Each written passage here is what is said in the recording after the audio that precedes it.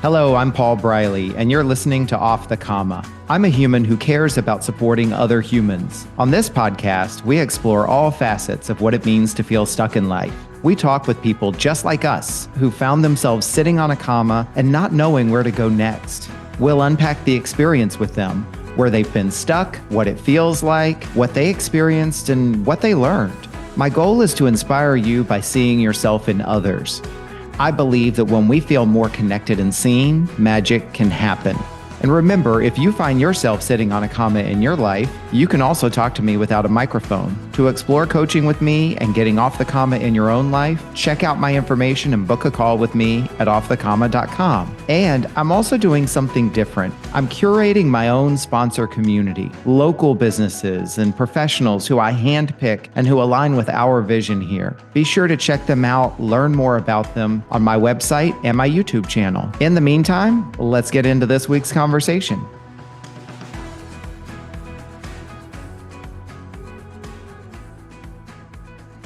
And we are back with another great episode of Off the Comma. I'm so excited to be here again with another wonderful new guest. And I'm very much looking forward to learning about Carrie, who we're going to be talking to today, Carrie Graham.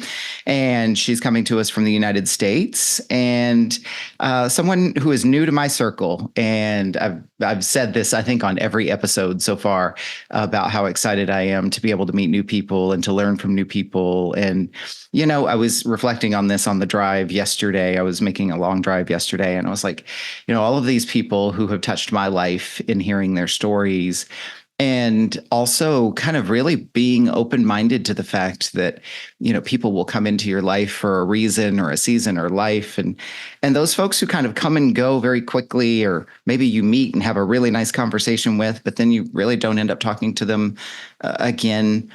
That's okay too. I can't tell you how many great conversations I've had with people in grocery stores or, you know, at the gym or what have you. And I think, oh, I love that person. I've got to stay in touch with them. And then, you know, we never end up reconnecting. And I'm not saying that's what's happening on the podcast here, but what I'm trying to say before I shut up and get into Carrie's story here is that, you know, no matter how deeply you connect with each of the folks that we're talking to on our podcast, and no matter how much their stories resonate with you, and, you know, sometimes I know you feel compelled, I want to reach out and connect with them and that sort of thing.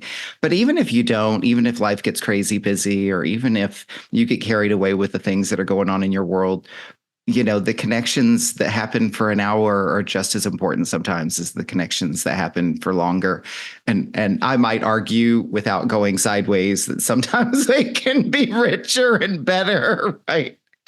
I'm going to shut up. You all can't see Carrie, but she's just smiling like $1 million over there. Actually, I'm going to take that back. She is smiling like a ray of sunshine over there, because I do not want to put money analogies into human traits and characteristics. And I'm going to shut up. Let's get started here. Carrie, thank you for being on the podcast today. Thank you for humoring me while I ramble this morning. I'm a little punchy.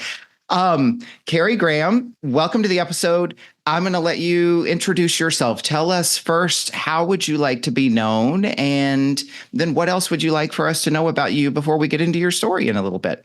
Yeah. Oh, Paul, thank you so much. And yes, I am smiling because I have to first agree with you that it is, in fact, those fleeting conversations that we have that can truly change your life. If you are open to that. And so I've had some of those grocery store conversations as well that really, like, they may not have saved my life or, you know, done whatever in the moment, but reflecting on the conversation is where the true value came from. And so I'm with you on that. I'm going to venture to say that this is not our first conversation, but rather the first of many valuable conversations. And so to that end, it is the first of very, very many conversations that you'll be having with Dr. Carrie Graham. And so I am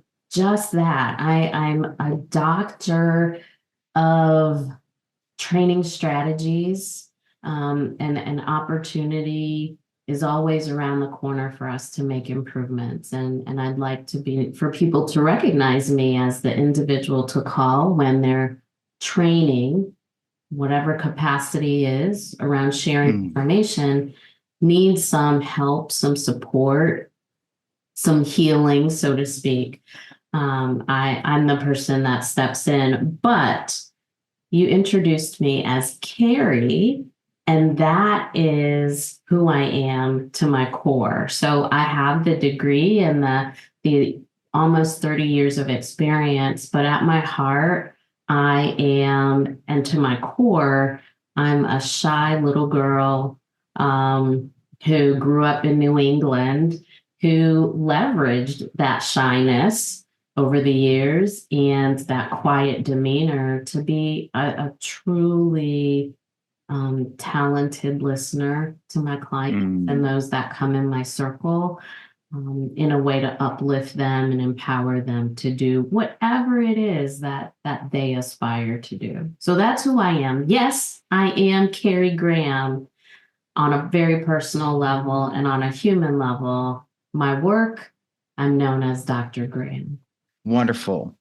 And we're going to get so much more into it in your story. And like I always start the introduction and have so many questions. I'm like, wait, let's let her start her story. And I'm sure some of these things are going to kind of play out and present themselves as they usually do. Out of respect for you, for our episode today, I started by referring to you as Carrie. How would you like me to address you, Carrie? Dr. Carrie? What's best for you? Because we are having a conversation around personal stories, and I acknowledge that my degree, it's a blessing. It truly is a blessing. But who I am and my story is really based around who I was birthed to be. And so Hmm. Carrie is fine. Thank you Okay. for asking. I appreciate that. Absolutely. And I apologies for taking liberties right at the beginning. I want to acknowledge you if I can. And you and I are going to kind of go back and forth. This is going to be your story today. I'll jump in from time to time if it's okay with you, with some questions, or Yeah, I might step in. It's like, wait, hang on. Can we explore that for a moment?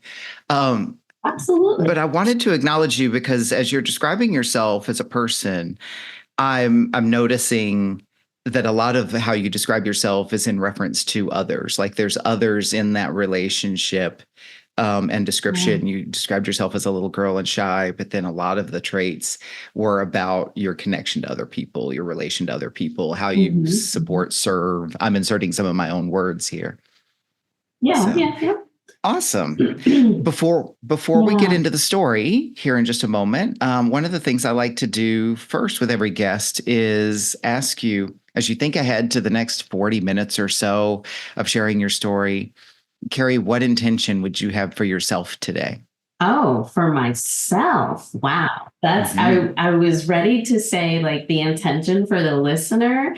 Um for myself, my intention is to hold true to who I am and what I believe. And when I say that, I think it's so easy to be a invited because you have invited me in your space. So to be an invited guest and to present the identity that I want the world to see as opposed Mm, to the identity that I truly am.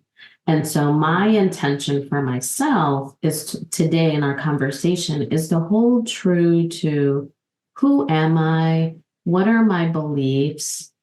A portion of it, if we talk about work, right, and professional experience, yes, like I'm happy to discuss that.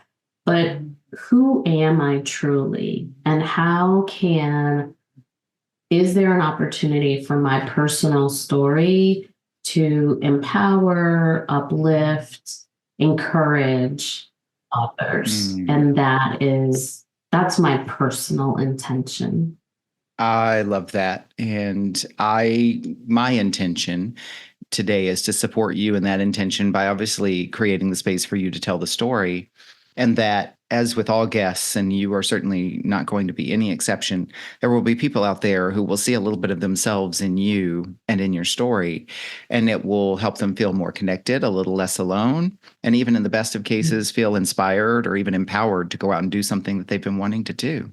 Yeah, So, thank you. Thank you for that. So let us be be authentic within ourselves, Paul, you and I, and prayerfully that it encourages and uplifts others in our conversation.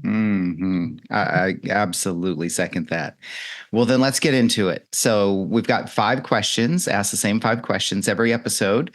Let me start with the first one. So, Carrie, where in your life have you found yourself sitting on a comma? You know, more frequently than I think I would have Mm, I would have anticipated. I think the where I currently am sitting on a comma, it is a embracing, like looking back to the before the comma, and acknowledging, honoring what has led me to this point, but yet turning to after with some level of excitement, some level of faith that there is, mm, there is room after the comma and there is space after the comma. mhm. And so that, where I sit today, it's taking stock yet again of what has led me to this point, and where am I going to go? And honestly, I've learned over the years, over the course of a series of commas in my life, I've come to realize that you can't, sometimes we cannot control the end of the sentence or the end of the paragraph, but Mm, rather we are, we have to figure out what to do with where we land. And I mhm. have found myself at that place many times. And on this side of 50, I'd like to say that I I hope I'm a bit wiser and have a better sense of how to navigate this space. I appreciate some of the things that you've shared just so far. And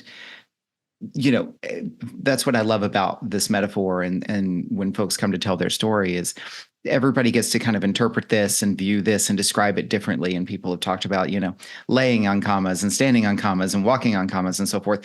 You acknowledged a couple of things that I really appreciate and resonate personally with me is the looking back and how did I get here, looking forward and kind of where am I going to take it? And then I Mhm. circled the words, um, taking stock yet again. Yeah, That certainly yeah, resonates with me because I seem to land on some of the same commas repeatedly in my life. yeah, yeah. And I want to say, I think I just right when you said that, landing on the commas again, to hear you say it, I think there are points in our life, and someone can take the perspective of, oh, I'm here again. I'm here. And I- at this stage in my life, right, it's not oh, I'm here again, but it's rather it's, okay, that period or that time in my life, that season of my life has evolved, and I'm at a place, I'm at a Mm, crossroads, right? And that's not a bad thing, but rather, okay, what is next? What is around the bend? What's around the turn? And all of those other places, all those other commas, shame on me if I didn't learn a lesson, mm, at those points in my life, and let me reflect back on what I learned, and how can I use that as I proceed to paint the picture or to tell the future story. mm, mm.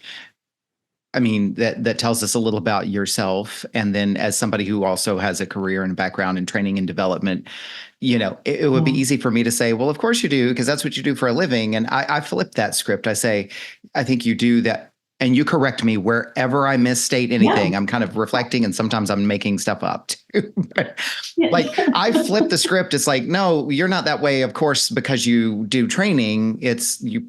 I believe you found training as a career because you already were that way, and those are things that are inherent to Yeah. you. Yeah. Yeah. I no, I agree with that 100%. And honestly, so I've been consulting full time for about 5 years, and I found myself doing the reverse, right? Like I had this previous career as a university professor and educator working in healthcare and healthcare education. And so it was, yes, let me leverage all of that, Mm-hmm. right? As it's going to take the leading step. And once I got into doing the work and working with clients and meeting people, right, like yourself, what I've come to realize is it's exactly what you were saying. It's, well, who was I before all of that? How was I functioning in the world before all of that? What are, in fact, my natural strengths and abilities? Mm. Let me actually lead with that. And the training and development experience is what follows up. Like that's the technical piece of the work that I do. But, to offer an example, I'm always intentional about saying, first, let me preface this by saying I love my sister dearly. I have a much younger sister, but I grew up as an only child, and my sister was born when I was 13. So during that time, it was a lot of listening to adult conversation, right? And growing up in a period where children are seen and not heard, right? Mm-hmm. So it's listening, being the only child in the room. Well, what I've come to realize is I am highly skilled at listening to other people's stories, listening to what people are saying, as well as what they're not saying, but actually want others to hear. And so that is, right? Like that is who I am from my Mm. childhood. And that has stayed with me. And so as I enter the professional world, that's ultimately what I lead with.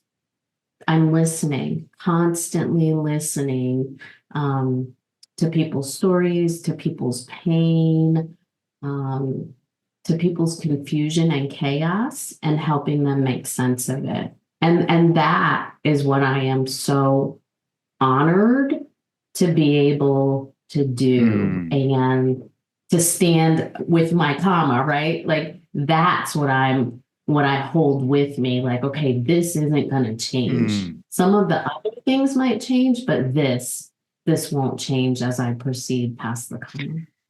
I can tell you're a very reflective person and very thoughtful, which, as you share more about yourself, certainly is no surprise. People who are really strong listeners are able to let me clarify. My experience with people who are very strong listeners is that not only are they good listeners, but they tend to be very, very reflective. They do things with what they learn through listening, which is exactly what you just told us, right? Yeah, yeah. I'd love to go back if I may. So you touched on your comma. What else would you share with us about your comma? Because this first question is kind of like, where were you sitting on a comma? Sort of what was it like? What happened? That sort of thing. Tell us a little bit more, whatever you're comfortable with, about the comma that you're currently sitting on. Yeah, I am, as I sit up and take a deep breath, right? Like again, my intention is to be honest and true to who I am. The comma where I sit now and commas of my past have always been uncomfortable. Mm. They have been, I wasn't ready for them, but rather they were put in place for me or Mm. or even to me, right? Um, And so it's not always comfortable. And this period in particular, it's not overly comfortable. It is founded or grounded in a place of faith in Jesus Christ. It is founded in a place of, or grounded in a place of, I'll be 50, 52 in a little over a month. And with that comes aging and ailing family members, right? And Mm, so it is a season of uncomfortable, right? Like it's an uncomfortable place. It's not something that is traumatic. It is not a traumatic place, but rather, okay, this is a part of life. This is a part of the life that I am living and that I am blessed to be able to live. What is next? What am I gonna rely on to script the next half of the story? mm. So it's a period, in short, it's a period where it's a little uncomfortable. A lot of times when we're listening to stories, it's so easy for us as humans to say, oh, I heard something that makes sense to me. And we make assumptions. I know exactly what that means and so forth. And so when you say dealing with aging parents, many folks who are listening many will potentially have experience with that, without even getting into all the details. It's like, yep, Right. I can suspect where she's going with that and so forth, including myself. So Mhm. I'll ask a different question then instead of, say, oh, tell us more, give us all the details. You said it's just Yeah. very uncomfortable for you. You said it's not traumatic, but Yeah. I believe that was the word you used, Yeah. but that it was uncomfortable. What's the most uncomfortable part or what's creating the discomfort for you? Let's unpack that a little bit. And then I'll move into the second question and you'll be able to kind of expand if you. Yeah. Yeah. Well, I have to say, thank you for asking that. I think the thing that makes it uncomfortable is I don't know the story. I Mm, don't know it. Right now, when I say that, I have full peace and confidence in my well being from a spiritual perspective. Right. So mhm, I have mhm, confidence in that regard. But from a day to day, like what does all of this mean? What will it look like? Right? Like what will tomorrow look like? I'm not afraid of tomorrow, mm, but I can't quite put my finger on what it's gonna be. And that's a sense of uncomfortable. But to also to that point, 5 years ago, when I was at, very similar place, it was a lot more anxiety provoking. mm, At this point, it's not that, right? There's no anxiety involved in it. There's no stress. I sleep at night. I get a good night's rest, right? But whether mhm, it's just a little, hmm, hmm, a little uncomfortable. Like we're in a really warm but itchy wool sweater. mm. It's interesting because it's not the same thing that you're describing, but it makes me think of something kind of similar in terms of a way that I process this type of experience, right? And I will talk to people about how, like, there's the intellectual part of me, and then there's the feeling part of me. The intellectual part of me will be like, well, yeah, I know it's going to be this and that, and these are the steps I'm going to take, or whatever, whatever. But the feeling part of me wants nothing to do with that. And those two live side by side, right? Yes, yes. And I'm hearing you talking about, and you correct me or take this where you want to go, but what I'm hearing is that there's on one level there's seems to be a knowing and a trusting that it will all be Mhm. okay. because you Mhm. talked about spiritually how you feel, you're able to sleep, that there's not Yeah. really fear. But within the event itself and within kind of the managing of it and everything that goes into the comma that you're sitting on, that's the part that it seems like what I'm hearing you say is because I can't predict where it's going to go, that's the part that's making me feel uh, uncomfortable. I mean, the word Yeah, you yeah. used. That's exactly it. That's exactly it. And I can honestly say there was a point in my life where I would say, not that I ever threw a tantrum, but right, like an internal tantrum, right? Like, I Mm, don't want this, I don't like it, pouting, blah, blah, blah. That's not where I am. That's not where I am. Like, it's the same feeling, but my ability to manage that feeling, my understanding of that feeling has become wiser. And so mm. yeah, I'm still like a little uncomfortable with this particular time. It's okay. It's okay. I'm Okay. uncomfortable. It'll be okay. It's a little bit of a teaching moment too, right? Yeah. Because for us, I'm sorry, I mean to clarify, what you're sharing with us is a teaching moment for many of us out there, because I think there's so much we could say about this, right? Yeah. We don't have a lot of time Yeah. in our episode, but part of what we experience in this country, or at least a big part of us experiences, that we're so used to being comfortable all the Yeah. time at all Yes. expense, that Yes. when things are uncomfortable, that becomes a crisis for us. And I've Yeah. experienced this many times in my own life. And I've started on a personal journey myself of getting comfortable with being uncomfortable. And I don't know if Mhm. I'll ever, perfect that or what have you, but Right. but in you sharing this with us, this is really, Carrie, I have to tell you, this is really wild, because at the time that we're recording this, this is literally something I want to start incorporating into my Substacks and so forth, is talking to people like myself about the importance of starting to get okay with discomfort. And now Yeah. here you are delivering this message to us. Yeah. Let me go into the second question, and then you kind of expand. The second question is, as you look at this comma that you're sitting on, what is it creating for you? Ooh, I would say it is creating, because I'm still in the process, it is creating an opportunity for me to stand firm. Mm, Stand firm on what I believe to be true. Um, and it's also providing an opportunity for me to be vocal. And when I say that, I mean, if I'm go and so here's the truth of the matter, Paul.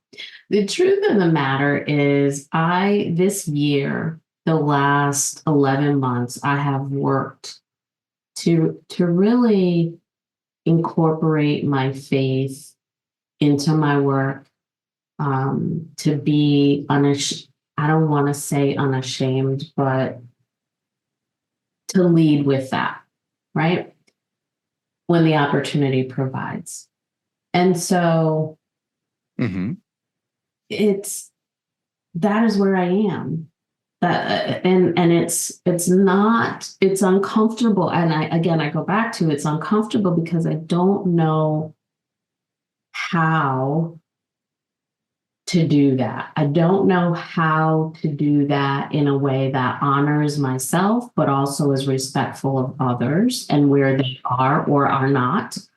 Um, and it's it simply is. It simply is. I have confidence that I'll figure it out, that, Mm. I will be strong in that effort and respectful in that effort.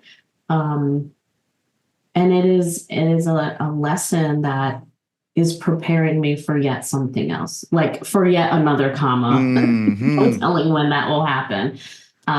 So it is in fact a place of looking forward, right? So with a level of excitement, right? I'm not standing on the rooftops yelling, yay, right, with pom-poms. Mm, I'm super excited. Like I am excited for tomorrow and what tomorrow brings. But I'm looking at tomorrow with an eye of let me see the truth. Let me not mm, get caught up in the noise or caught up in things that are not productive or uplift other people. yeah. Well, an acknowledgement and a question, if I may. So Yeah. the acknowledgement is, you spoke to like, I don't know how, and it sounds like this, whatever step this is, it's a big step for you. Well, you told us what step it is, but what it means in terms of putting it into motion and into Yeah. fruition sounds like it's a really big step for you. Mhm. Yeah, I think it is. I think it is, right? I'm still working to understand it. And that's part of that feeling of uncomfortable is I think Mhm. it's big, but I'm not all the way sure, right? I don't know. I just don't know. And Yeah. so having peace and, um, as an educator, I used to tell college students all the time, you have to be comfortable. And you brought this up, like you have to be comfortable being uncomfortable. You Hmm. have to be comfortable with silence, right? As a training and development facilitator, you have to be okay with the gray, right? It's Hmm. not all black and white. And so that's where I stand is I know that there's something there. I'm not sure how big it is or even how small it is, but I know it's coming. I know it's there. It's gonna Yeah. happen. How am I gonna enter into it? Whatever the It's it is, how am I gonna enter into it? It's such a great example of commas and sitting on a comma too, because it's the how part, right? Like this Yeah. isn't a coaching session, and I'm not going to coach you. You haven't even asked me to, but I'd love to use two of the questions so you can incorporate it into your story and share with us, right? Or ask, I should say, about something, because usually, my experience with coaching is working with people is that when we're in the how and we don't know what it looks like and so forth, that's when we kind of get stuck. Mhm. But you sound like you're really clear on something, and I'd love for you to share if you're comfortable. Yeah. Set aside all the how stuff for a minute. Yeah. What's your why? Why is that important to you to lead Oh, with your faith? oh my goodness. My why in a very simple statement is to uplift others and to comfort others. Mm, At the root of my why is I've experienced pain. And I've experienced pain in isolation. mm, And I know what that is like. I know how lonely that can be, mm. frustrating, in some instances, hopeless that can be. And that is not an experience that I want for any other human being. Mm. Now, I recognize that I am not in a position to save the world, right?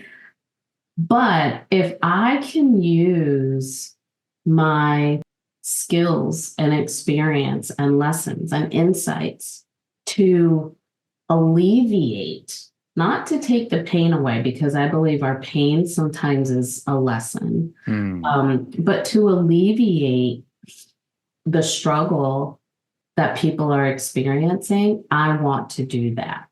So my faith will my faith guides me in that every day, everywhere I go is an opportunity for me to do that from a spiritual perspective. From a business perspective, there are business owners who are struggling, and they are struggling because of their training programs. Mm. Let me use those technical skills and experiences to alleviate their stress, their frustration in that regard. Mm. So it's the why for me is I know what the pain can do to the human spirit. And I Mm. don't, it gets agitating to me to think that others have those experiences.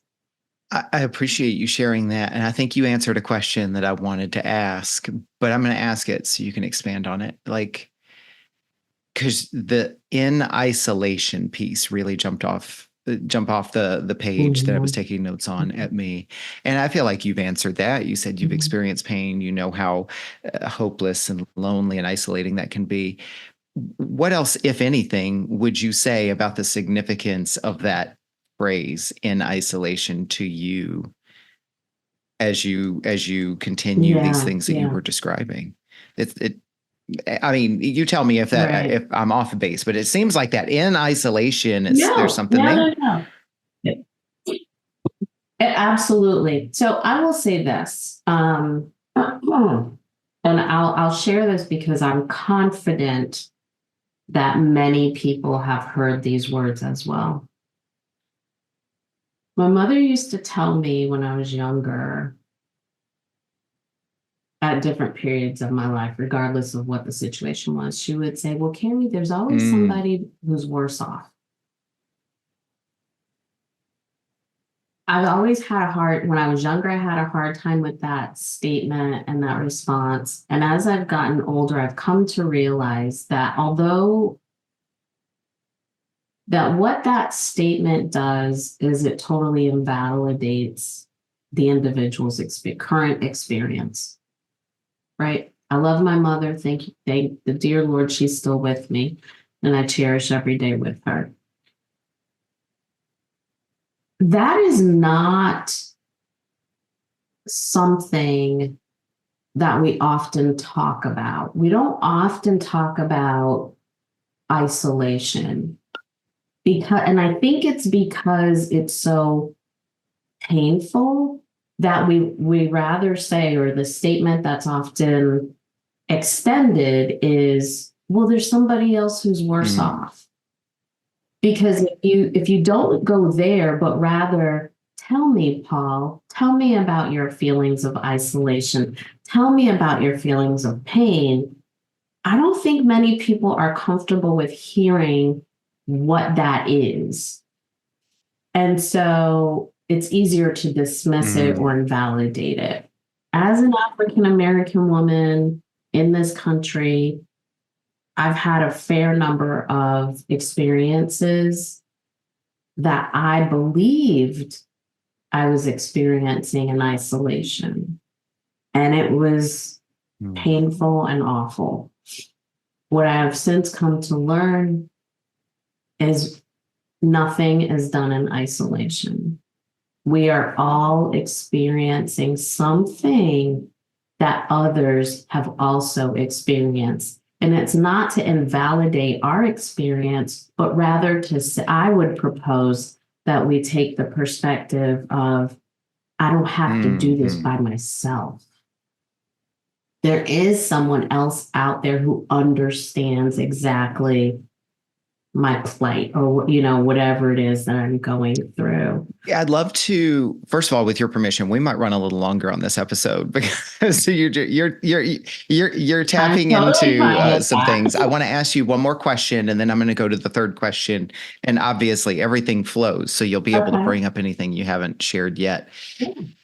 This every episode Mhm. has a we're going to go one layer deeper so that we don't just leave people in assumptions, right? And that moment always just presents itself. I never know when it's Yeah. going to happen. So here, if you're willing to, Mhm. here's what I would like to explore a little bit further, because you are describing this. It feels like you're describing this a little bit from the sense of, how you want it to help and uplift others, as you've said, right? And the isolation and so forth. And I'm Mhm. relating very, very closely to what you're sharing. I'd love to flip it though, a little bit. Mhm. So there's obviously the I want someone else to not have to feel or experience or what have you. What is important for you and what are you gaining by doing exactly the same things that you've been describing? Like there's the effect it has on the other person, but I'm really curious, what is the effect it has on you when you put yourself in that giving of a place? That's an awesome question. And honestly, it's one I've never thought of. But my answer to that is it it strengthens me and it helps Hmm. me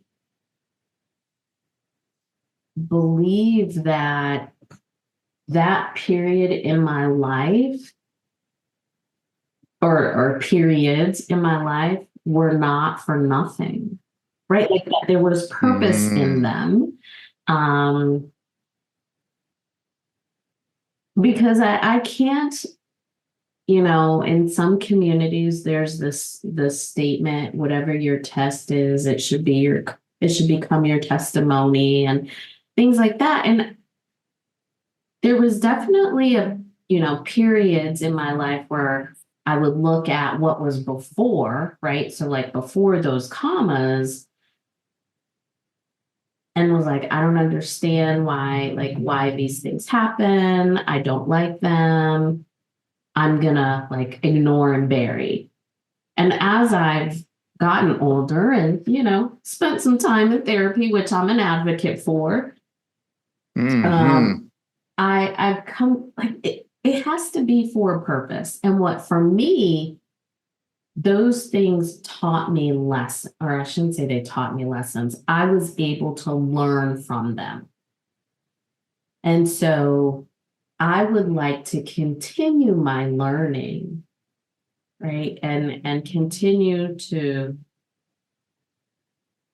remove the grandness of those experiences. And what I mean by that is Hmm. at the time, at the time, I'll make it very clear. One of those times was I was being laid off and it wasn't immediate, right? So in August, I was told in May, you won't have a job. The Hmm. only person of color in a department, the youngest, like there was a lot of shame attached to that. Some of it was imposed, some of it was self imposed. Nevertheless, 9 months of me knowing and everyone knowing, she's not going to have a job. That was huge, right? So it was grand. But the more I talk about it publicly, the more I use what I learned from those 9 months to help support other people, the smaller that experience becomes. Hmm. And so, yes, I'm definitely sharing and working to serve others and support them because I don't want people to struggle in isolation. But to answer your question, what is it actually doing for me? I think what it's doing is it's shrinking it. It's shrinking the impact. It's shrinking Hmm. the pain that that those periods have caused on my life. And I've never thought of that before, but that's what it feels like. It feels like every time I'm willing to share one of my commas or one of my exclamation points with someone, it shrinks the pain of the past. Hmm. I that selfishly, that's kind of what I was looking for because you talk about shame specifically. That comes up a lot when we talk to people about sitting on Mhm. commas. And boy, in my opinion, there's no more isolating of a Yeah, yeah. feeling, right? And of a pain. And like you said, like it's the impact on that other person, but also it shrinks, the bigness, the grandness of it, it shrinks the pain. And I might also pose that it also allows the better parts of it or the better things that came from it to Yeah. expand as Yes, well. yes, I like that. I like Yeah. There's just something about the connection because when you're in that, as somebody who's experienced that as well, when you're in that deep, deep, deep that. dark well of Mhm. isolation and so forth, and then you start to, do something that might touch somebody else. There's this gratification of, oh, I might have helped that person. But then there's just something, and I still don't have the word for it. And we're going to go on to the next question unless you have a word for it. But there's something else that it gives me. And it's not necessarily just the, oh, I feel good now because I did something good. Like there's something I fundamental that I connected think us. What? that the word that just and the word and feeling that came to me is peace. It's a sense of Mm, peace because like those experiences are so disruptive, they're agitating, they so here's the thing that at another point in my life, that was very dark and hopeless. I always felt like I was trapped in a tornado. Like no matter mm, what I mm. was grabbing at, it was moving so fast, so fast. And all I ever, like during that time, I just kept saying, I just want things to stop. I just want to be still. I just want to stop. And truly, that is where I sit today. It's the peace. Like, oh, I've got peace.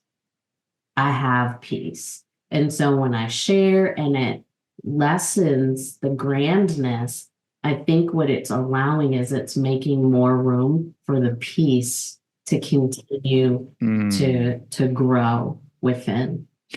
And like so many other folks that I talk to we are all in our 50s. You said 52, I'm 54. Yeah. And I talk to folks, there's something about this decade. And they told us, didn't they? And we didn't believe them. They They did. told us and we didn't believe them. But man, isn't it just, we don't have any fewer problems than we did in our 40s or 30s or Right. 20s.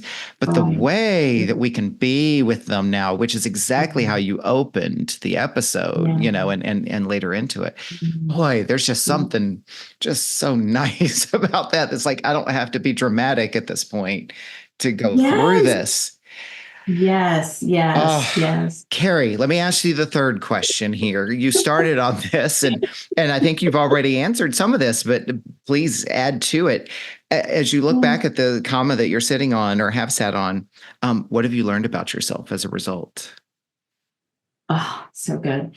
I would say that I'm learning that I am open, right? Like I'm open to learning more on a deeper level. And it's not the, oh, I'm a lifelong learner statement, right? Like Mm-hmm. it's not that, but it's the how can I learn about myself, about other people on a deeper level Mm. from a place of wisdom and grace. Um, yeah, I Can I would jump say in? that. I know I'm Yes, interrupting, but again, no. you've got some juices flowing for me. And you said, and we always say this, right? Like, how can I? It's the how question. And what I wanted to ask you is what do you want to learn deeper about yourself? I wanna, man, you are good, Paul. Mhm. I No, I couldn't do this without you. I mean, I'm responding to you. This is, I, This is so good. I'll say, I want to learn what am I capable mm, oh my God, I've never clapped in a podcast before. of? Oh, oh, say more. Yeah, like I again, right? Like we're on the other side of 50, thankfully, and so we have a different perspective and a level of calm and peace, but like and as I mentioned earlier, like I know that there's something wait like I'm approaching something Mm. even though I don't know what it is or gonna how I'm gonna function in it, but I feel at the cellular, at my nucleus, right? If I go Hmm. way back to my biology days, right? Like if I go to the cellular level, to the deepest of my human spirit, I want to learn what it is. What is in me? What am I capable of really? Mm. Question mark. Like, what is Mm. it? And being on this journey of having incredibly thoughtful conversations with people like yourself, taking time alone. And so not being in isolation, but rather being intentional about spending time alone or being by myself, always searching for peace and finding peace, being able to tap into what is inside of me. What is it that at some point I was afraid to acknowledge, but like my loved ones would say, "Oh, I know something's in there," and Rena, like, "Oh, hi," like you should because you love me Mm. and we're relatives. But now I know it. I don't know what it is. I don't know how it is, but I know there's something there. And I want to, I'm for it. I'm here for it. I'm excited to learn about all of it. This, I feel like a puzzle piece just clicked for me, right? Because, and I'm just throwing this out there, like respond however you want Yeah, to. yeah. Um, it seems like I'm completely self-referencing here, but when you were talking about being alone intentionally, but not in isolation, I was like, wait a minute. I think there was periods in my life in the past where if I was alone, it felt isolating because something was Mhm, missing. mhm. And now when you Right, talk about being alone and intentional and finding, what that is in the deepest core, I think for me today, being alone is not isolating because I'm not alone. There's someone right. else there and it's me. And that was Yes. missing before. And that's why it felt so isolating or so shameful or so painful was Yes. because being Yes. alone truly felt lonely because there wasn't, or I wasn't attuned to, right? Right, right, That, right. oh, wow. That's like, let's write a book right now, but I know, I know. ah, I'm right there with you. I'm right, and you help me clarify it. It's that. mm, It's that. Like I am okay with who I am. And for many years I was like, I'm not okay. I don't want to try to be like someone else, but ultimately I was trying to be like other people, or I was trying to be all things to all people. I don't have time for that, mm-hmm, right? A girl is tired. mm-hmm, And so you're right. It's me. Like when I go for a morning walk, one, I don't want to get out the bed, but I go because I'm like, I'm going to get to be by myself. mm, And man, it is wonderful. Like me saying I enjoy my own company just takes on a different meaning than years ago when it was, I think perhaps it was more of a front, like an excuse of, no, I enjoy my own company, but really it was like, oh, I want to be with other people, mm-hmm, mm. but yeah, your point is absolutely spot And on. let's also Spot. acknowledge you for something too. Like this didn't happen by accident. This didn't happen overnight. It didn't just happen to you. Like, No. and we certainly don't have time to go into how it came to be, but people have already heard a big part of that. It is you've come to this place through a lifetime of events and circumstances and Yeah, experiences. And not just because these things happened to you or for you, but right. it's exactly what you shared with us, this reflection, this let me do something with it, let me think about it, let me figure out how this fits or what do I need to take from this and all of those things, right? So if somebody's listening in their 30s today and they're like, oh, I can't wait until I'm 54 or 52 and now magic, it might feel like magic, but it really wasn't. Like you're actively involved in the process all the way. Out of the way. Absolutely. And it is work. Yes. It is work.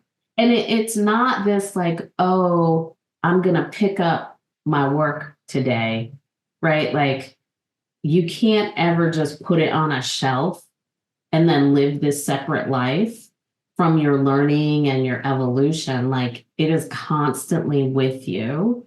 And for me, that's the part that was that has like taught me the greatest lessons. It's the fact that I could never separate the learning Mm. from my day-to-day life. Like it is constantly happening. And for people in your 30s, like you really, I want to encourage you in that this is yours. It's your journey. It is yours and only you can live it. You cannot continue to live for other people or for like this ideal that you have in your head. Like you have to live for who you are today in this moment.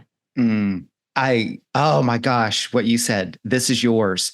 And I want to add all of it, all the choices, the ones that are good, that feel good, the ones that you're like, oh, I probably shouldn't have done that. And then the Yeah. ones that it's like, that just took me down such a wrong path and everything in between. It's Yeah. all All yours. of it.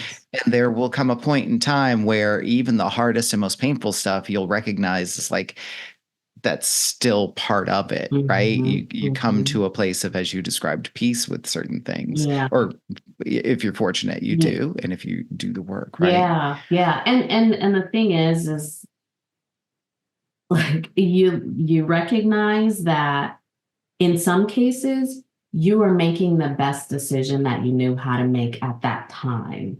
And Hmm. for that, you can't continue to hold yourself like victimize yourself because of a decision you made. Like we were all 36 at some point in time. We only had the tools of a 36-year-old. And so we made a 36-year-old decision in our Yeah. 50s. It's easy for us to look back and say, well, actually you had X, Y, and Z, right? That to help you. But at 36, you didn't know you had those things. So you Mm. extend yourself some grace and forgiveness. Yeah. Well, and it also brings me back to like, what your mother shared with you about there's always somebody less fortunate than you. And, Yeah. I hear this a lot in our conversations on here about, I had parents who did this or said that and so forth. And, collectively as a society, we're evolving, we're continuing to Yes. evolve. And, Yeah. and there's a lot of things that have been said in the past, in past generations that were harmful or weren't helpful or Mm-hmm. potentially damaging and so forth. But I think about the example you gave specifically about your mom and saying there's people less fortunate than you, and most of us in our generation, that was what we heard: eat Right. everything on your plate. There's people less fortunate. That's right. And it's like, what? I think it would be easy to look back with everything we know today and say, gosh, that really wasn't helpful, was it? And no, it wasn't helpful. You shared, it wasn't validating. It didn't validate my experience. And yet back then we didn't talk about the things that we talk about today. So we have evolved, right? It doesn't make that okay, but it also doesn't make them inherently evil people because they Correct. hadn't yet gotten to this point. I mean, Right. there were plenty of people who probably earned that title, but generally speaking, those of us on the streets, right? Right. Carrie, Right. let me ask you the fourth question. What has changed for you as a result of sitting on this comma, or what is changing for you? Um, I would say what has changed is my inclination to judge, right? So like again, going back to people are to what we were just saying, people are making the best decisions that they can for their lives right now today, right? Who am I to judge them for that? So being where Mm. I am now, it's that's just where they are. Okay. Like that's where they are. And with the follow-up part of that is, do I feel compelled to pray for and with them? And if the answer is yes, then I do. So there's that. It Um, sounds like that's a part of the answer to what I had asked you earlier about why is it important for you to lead with your faith as Yeah. you're sitting on that comma. It sounds like that's a part Yeah. of that right there. It is. It is. I have a friend who is recently lost her father, and her husband was Mm, recently diagnosed with liver cancer. And she called me and was mm, really struggling. And, she made a statement. And at one point, based on the conversation you and I are having, I think it would have been very easy for me to, even though wouldn't have said anything, but like had a thought of judgment.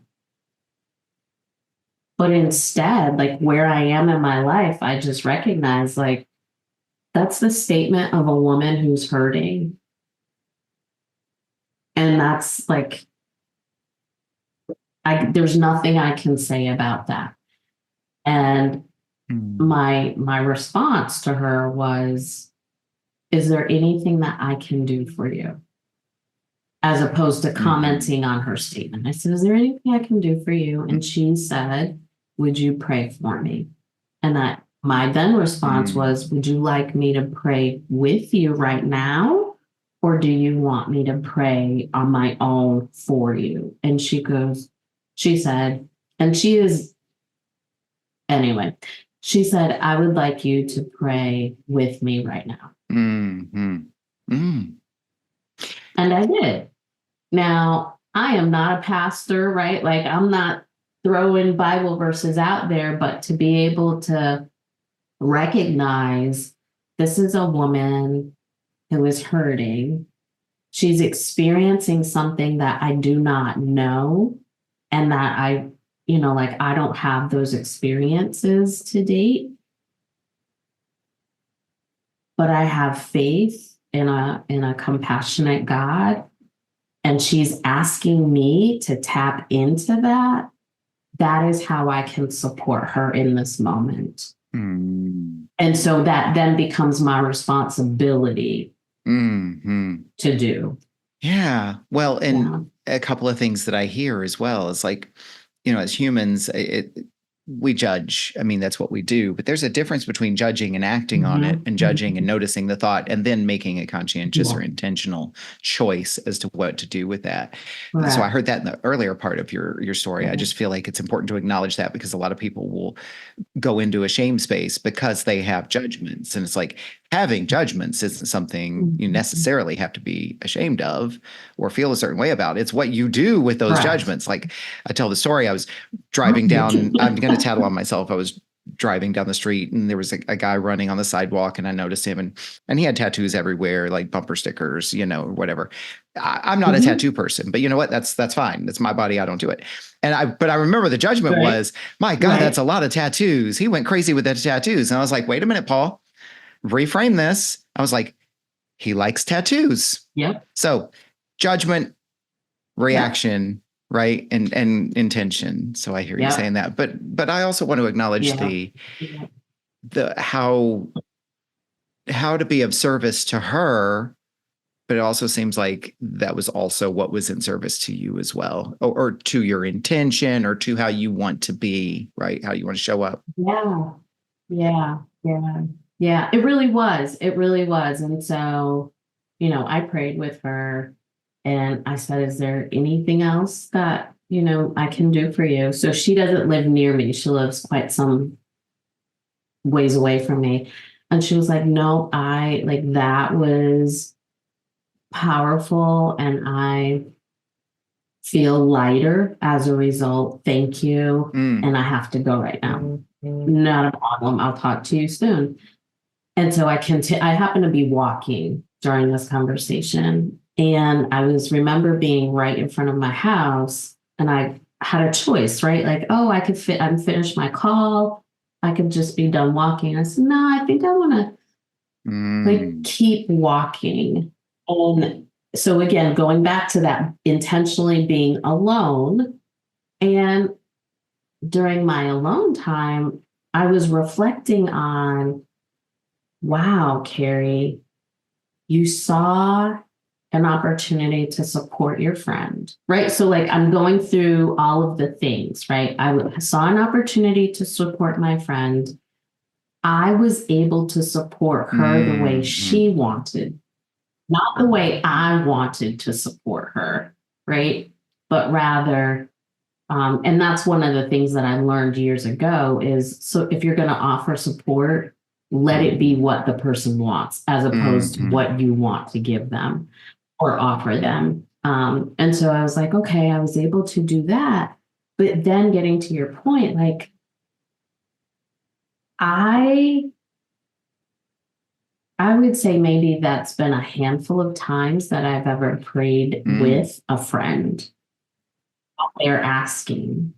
And so for me, it was really like, Carrie, it's okay to ask. It's okay to do it, right? You don't have to be ashamed. And the words may not be eloquent and poetic, but rather, what is my heart? What is in my heart? What is potentially this person being Mm-hmm. burdened by? That is what needs to be most important. So when we go, when you and I reflect back to the beginning of our conversation, and again, me talking about what my intentions are, it's like I'm learning how to step into the person that I want Mm-hmm. to be, and the person that I believe I can be. Again, like that person that's deep down inside that I know she's not making her way, she's working her way out. So yeah, Yeah. I think I answered your question that time. You did. And I just want to acknowledge you because I hear that and I see that. I see that person coming through and coming out just in the conversation itself. You and I could talk all day long, I could tell. Yes, yes. But we're gonna go ahead and bring this to a close. The last question is, Carrie, what does getting off the comma look like for you? I can tell you very clearly. So I'm sitting in your typical office chair, but at 5'4", I'm sitting on a pillow.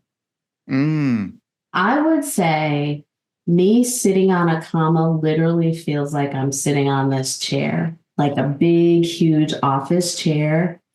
And I am taking a deep breath and I'm putting my hands on my sides and I'm scooting forward off the slope of the comma, like my tiptoe to reach mm, down to get a good fitting.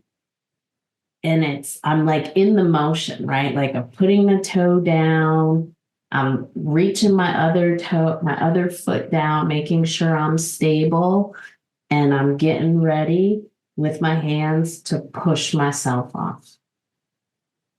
That is immediately what, mm. for me, getting off the comma is like. I don't know. I wish I could say where this is going, but I don't know. I don't know. And I am ready. I'm ready for whatever is before me. Obviously, I love everything about what you said selfishly because I love anything that expands this metaphor, right? But here's the thing I want to acknowledge is you said you don't know where it's going. And what I believe I heard you describe is everybody describes it differently, right? Some people are like, this is where I'm going, this is what I'm going to have, and so forth.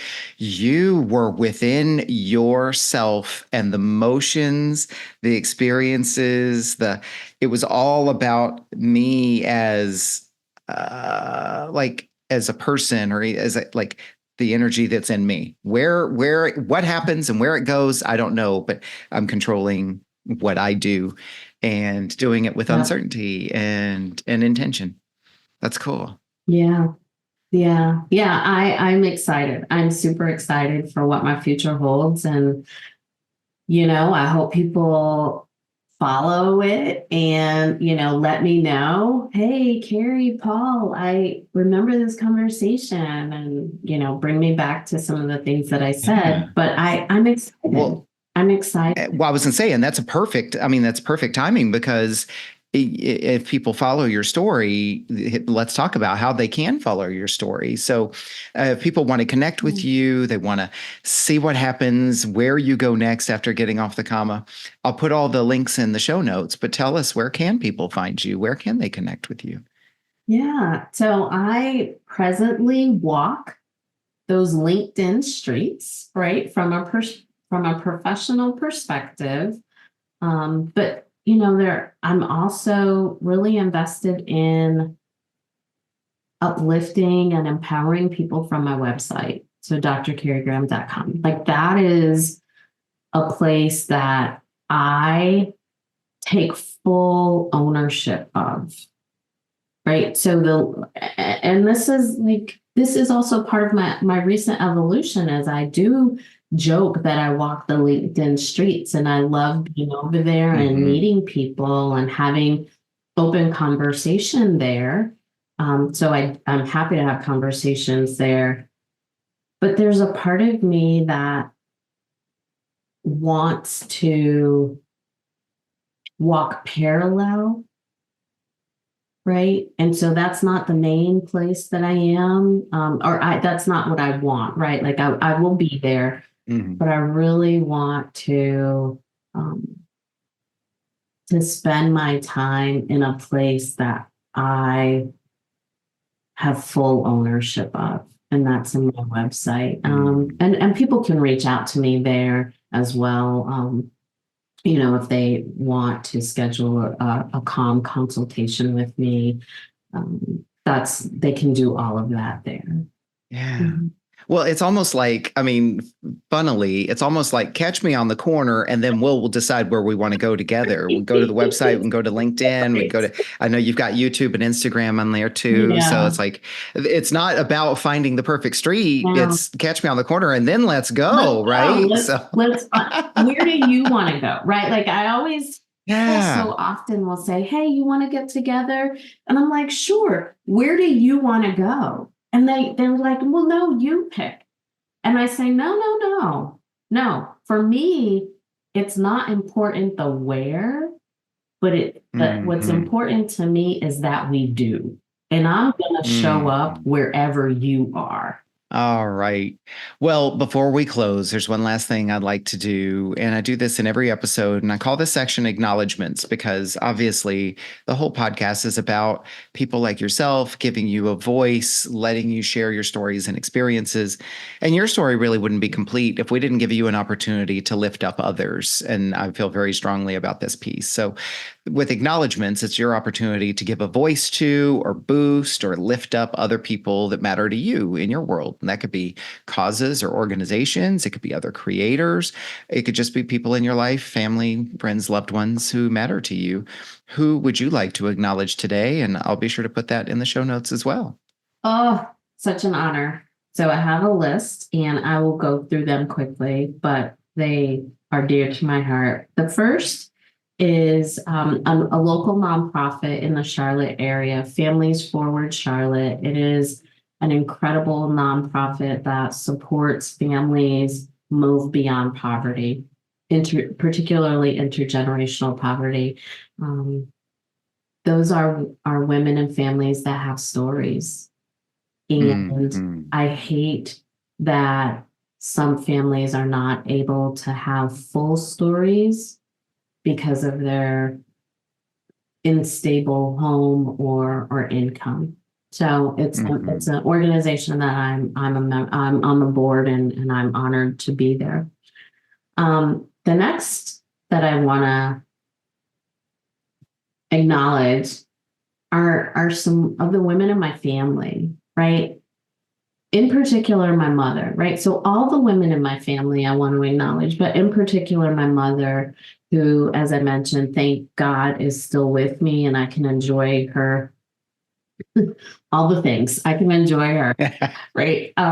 But I I truly would not be who I am today without her, not only from a Mm-hmm. biological perspective, but the role modeling she provided, the work ethic, the love, helping me learn about love and helped me learn about self-love. From a really unique way, but I did learn those things from her. And so for that, I want to acknowledge her and let her know how much I love her and the other women in my life. And then last, most importantly, I have to acknowledge Jesus Christ and the God that I serve as, you know, the power that has provided me with so much love. And whenever I look around the world and I see the pain and suffering that happens, I also see people who are demonstrating love to others. And that doesn't just happen.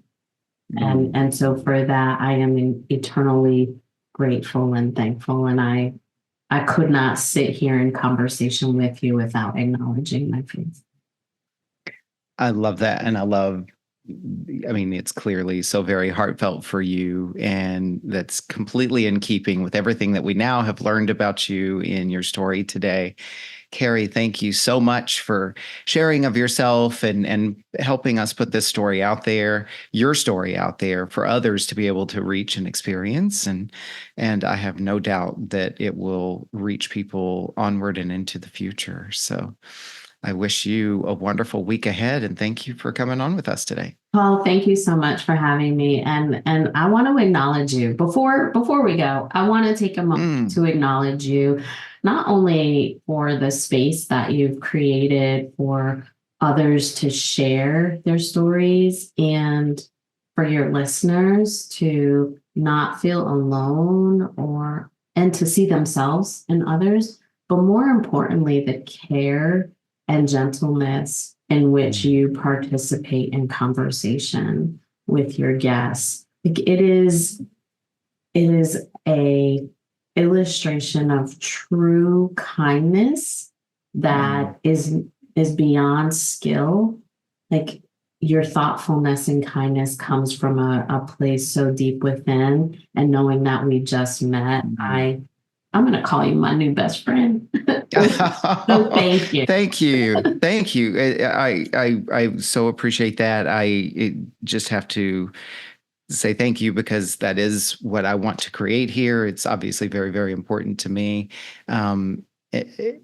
As my contribution to the world and how I walk on the world. And then I think also, this is something that has come from my own experience with pain and isolation too. So it's very important to me. So thank you for acknowledging that. I appreciate it. Yes. Have a wonderful week ahead. Yes. Thank you. What an honor it is for me to witness these powerful stories. I hope you feel the same way too. Think about what you learned from this conversation. What stood out for you? What challenged you? What inspired you? And I encourage you to write it down in some form of journaling and reflection. Surprises can reveal themselves to you when you do this. And if you were moved by today's conversation, pass it along to someone you care about. Let's spread the word. Let's continue to build connection. And if you do discover something you'd like to unpack further, book a call with me and let's talk about it. My links are in the show notes. Be sure to like this episode, follow the podcast here on this platform and social media at Off the Comma, and feel free to comment and interact with these posts and episodes. Check out my website for workshops, events, and my sponsor community. I'm covering the costs of production by curating my own sponsors who align with our vision. Be sure to check them out. They're all powerful people and businesses. Thank you for listening to this episode of Off the Comma. As always, keep noticing and keep listening.